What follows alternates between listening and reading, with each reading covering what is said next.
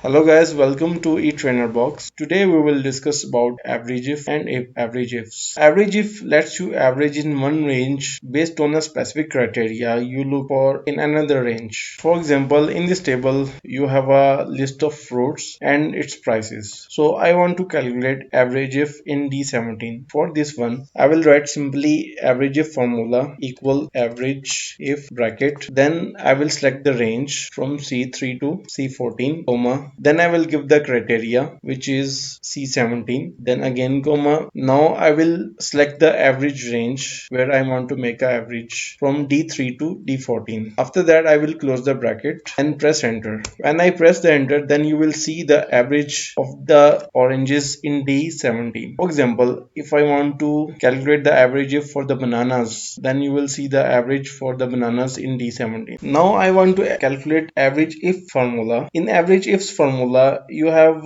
option to select the multiple criteria. For example, in this table you have a list of fruits, its types and the price. So in H17 I want to calculate average ifs. So for this one I will write it equal, then I will write it average ifs bracket, then I will give the average range which is H3 to H14, then comma, then I will give the criteria range 1 which is F3 to F14, then comma, then I will give the my first criteria which is F17, again comma. Now I will give the second criteria range which is G3 to G14, then comma. Now I will give my second criteria which is G17. Now I will close the bracket and press enter. When I press the enter, then you will see the average of apples and type is honey crisp and average is 50. If I change the type, then you will see the same average because the price is same of for the apples. But if I select the oranges, then I will select the type Florida, and you will see you will find the average of oranges is 20. So for this you can give the multiple criteria as per your requirement and you will get the average if and average ifs, this formula. If you like my video, please like it and share it, and don't forget to comment.